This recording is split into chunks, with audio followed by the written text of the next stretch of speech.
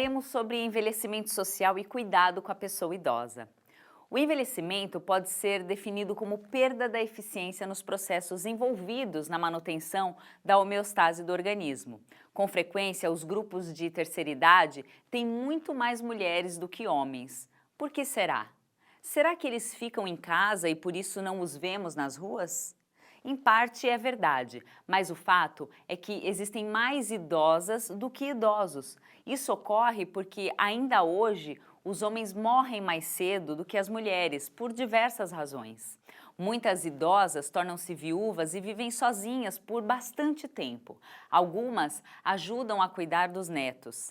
A maioria nunca trabalhou fora de casa, pois na época em que se casaram, o marido era o responsável pela manutenção da casa e da família. Antigamente, também não era comum que as mulheres estudassem e pouquíssimas chegavam à faculdade, por exemplo.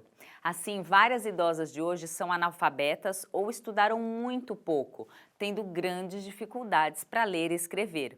Quando da aposentadoria, têm condições financeiras precárias. A ideia de pessoas idosas associadas a doenças e dependência de ser substituída por mudanças que as façam permanecer mais tempo ativas e independentes. Para podermos entender por que o idoso reage desse ou daquele jeito, em certas situações, é necessário que nós conheçamos melhor, o que só será possível se ouvirmos sua história de vida. Isso funciona como um grande quebra-cabeça, no qual vamos unindo as peças uma a uma e no final temos o retrato real daquele de quem cuidamos. Essas alterações são consequência do processo de envelhecimento e exigem que o idoso seja capaz de compreendê-las e de se adaptar a elas, o que não quer dizer que esse seja um processo fácil e rápido. O fato é que assumimos diferentes papéis que serão mais ou menos importantes em determinados momentos. Ficar mais tristonho, mostrar algum nível de ansiedade e mudanças de humor são esperados e não devem ser confundidos necessariamente com doenças. A sabedoria do envelhecimento está em compreender essas escolhas e viver bem com elas. Ao cuidador não cabe julgamento em instante algum, pois cada escolha é sempre feita dentro de um contexto de vida. É esperado que, com o avançar da idade, a pessoa idosa passe a pensar na própria vida, a se auto-questionar e a refletir sobre o seu presente. Esses momentos podem ser mais introspectivos, o idoso com ele mesmo, ou compartilhado, quando ele quer dividir a sua experiência com o cuidador. O cuidador é apenas a pessoa que está mais próxima e, como tal, será a primeira a escutar sempre. O papel do cuidador é auxiliá-la a valorizar não as perdas, mas a sua capacidade remanescente, que sempre existe, de enfrentar a situação utilizando toda a sua experiência de vida.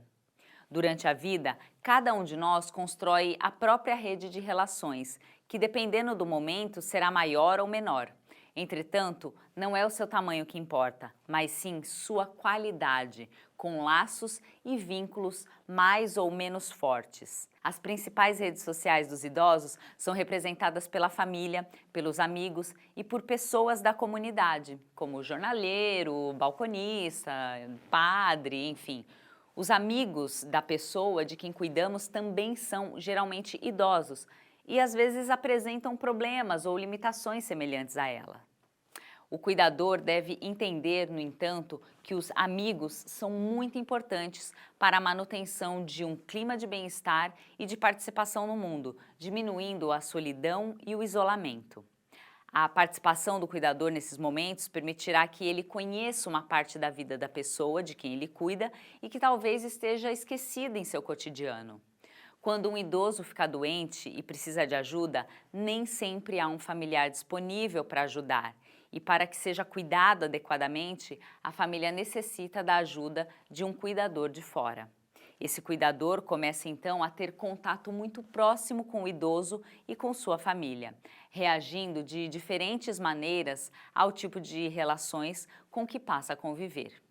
Não há como evitar um envolvimento com essas relações, Porém, é necessário que o cuidador entenda que essa é a família do idoso e não a sua. Ele participou e contribuiu de alguma forma para a construção dessas relações. Essas atitudes são, em geral, respostas à forma como as relações foram construídas ao longo da história da família. Não cabe ao cuidador julgar as atitudes do idoso ou de seus familiares, pois eles podem ter valores muito diferentes dos seus.